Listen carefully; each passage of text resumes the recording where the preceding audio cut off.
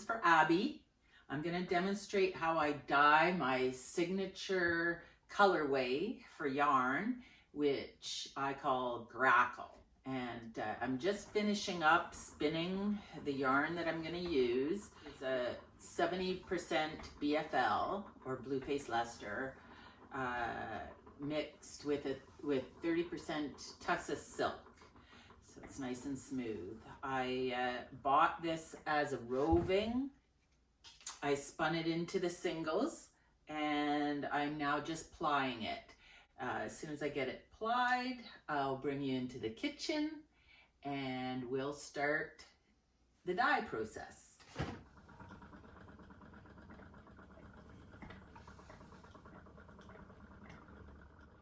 Well, I have finally filled the bobbin. Tucker's all excited about it.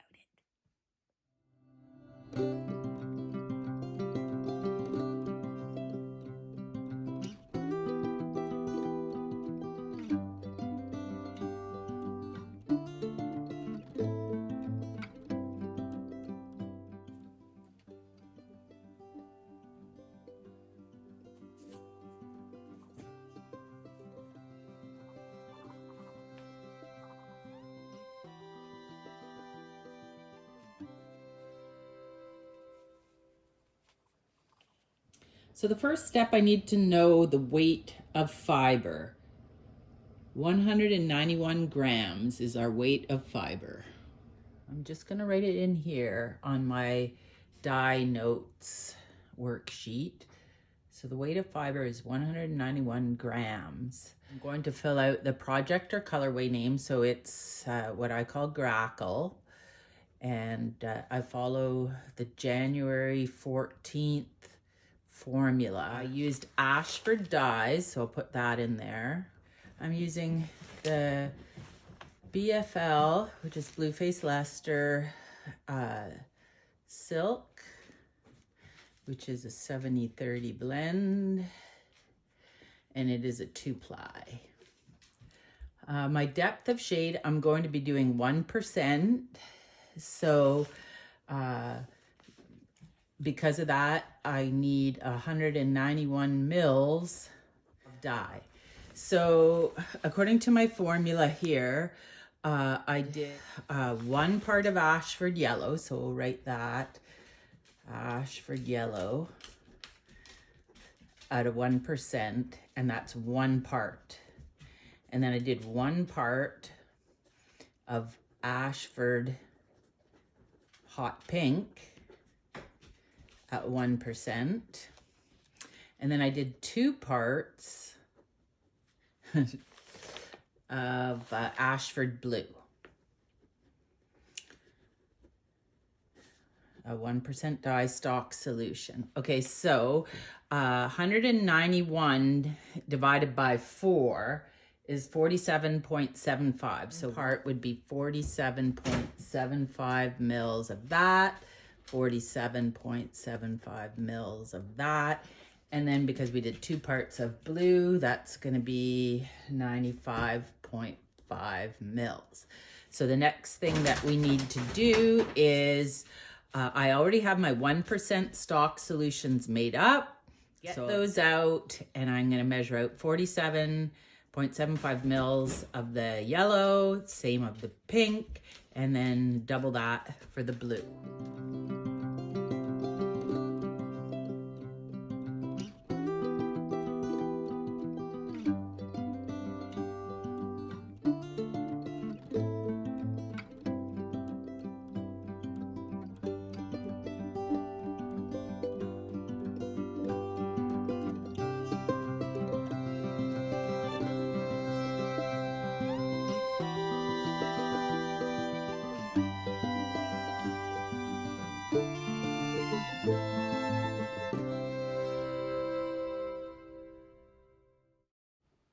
I'm just going to add a couple of plastic straps to the skein now. It just makes it a little bit easier to handle the skein when it's in the pot of hot water.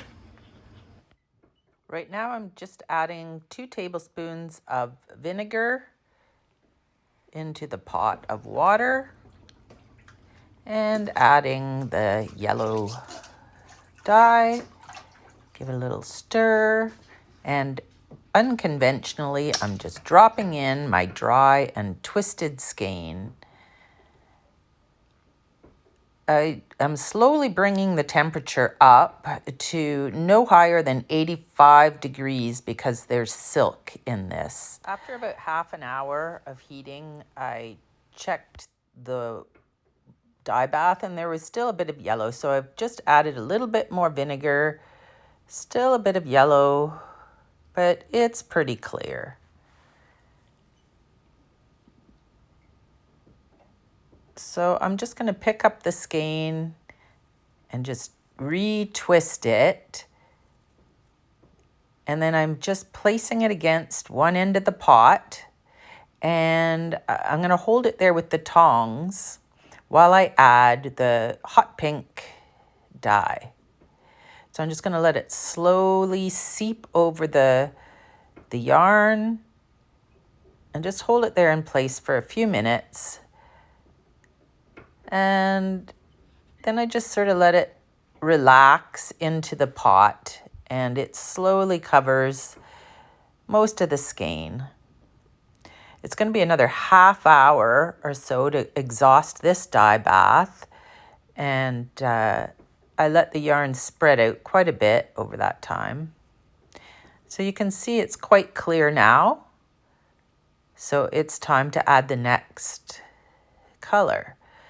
So again, I'm going to pick up the skein and I'm going to twist it up the best I can and hold it against the edge of the pot again.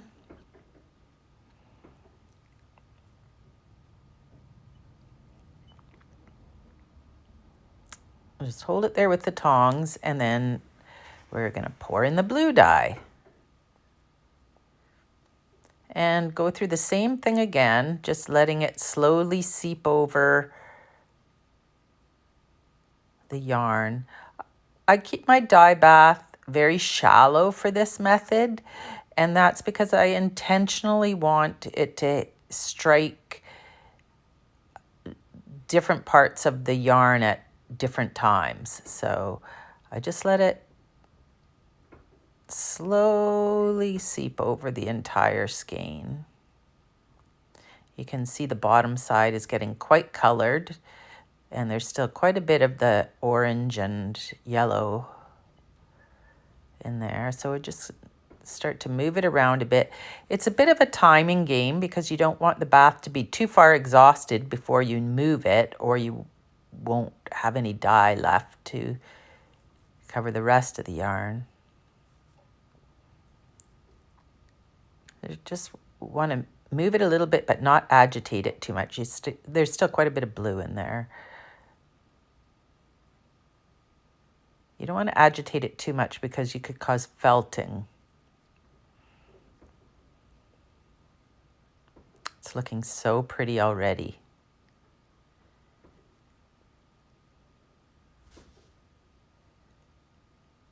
Still quite a bit of blue in the dye bath, as you can see.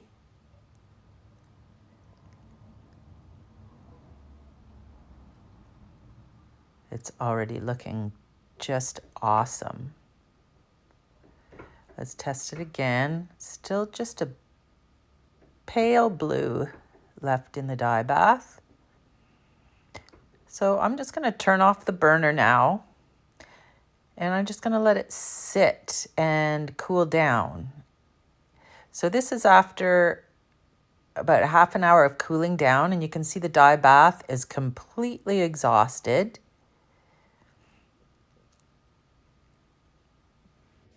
So now that the dye bath has completely exhausted, I'm just going to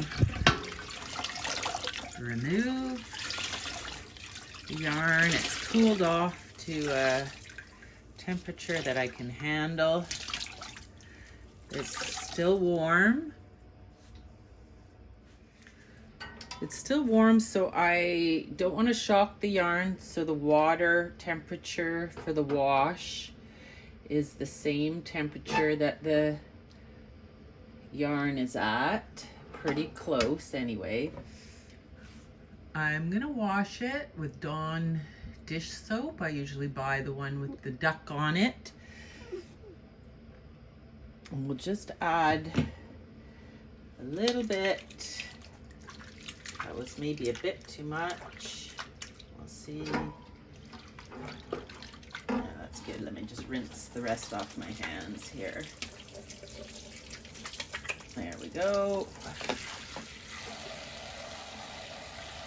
So there's no runoff. It looks like the color fast is beautiful. Just gonna wash gently. Don't want to agitate too much.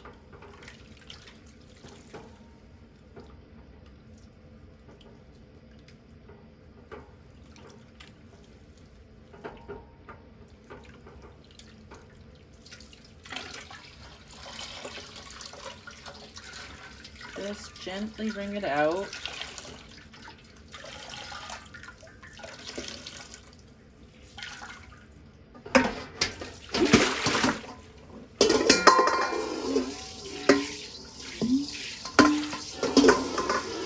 And we're going to rinse it. And the temperature of the water is very similar to the wash temperature.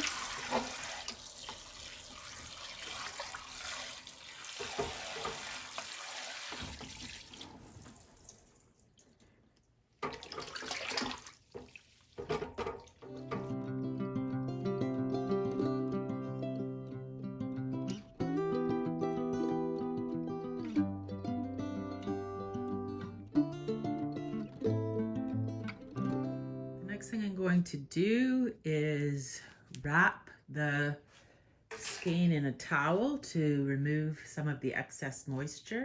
I'm just removing the plastic straps. I am just going to wrap the towel around the skein. There we go. And now is when you see that I'm still wearing my pajamas this morning. I'm going to stomp on this a bit just to get the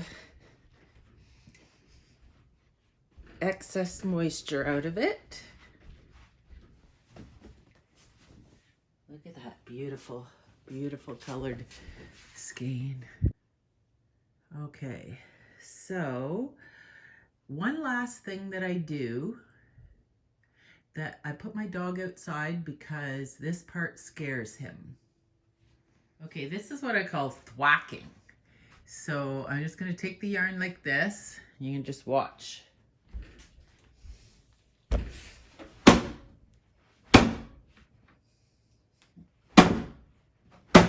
Just move your hand around the skein, or the hank, I guess it is called. There we go. Consider it thwacked. It's not quite dry yet, but I just wanted to have one last look at it tonight. Here is today's dye job. It looks so pretty. It's my signature color. Again, I call it Grackle, and this is why. I really hope you enjoyed my video, and we'll see you again next time.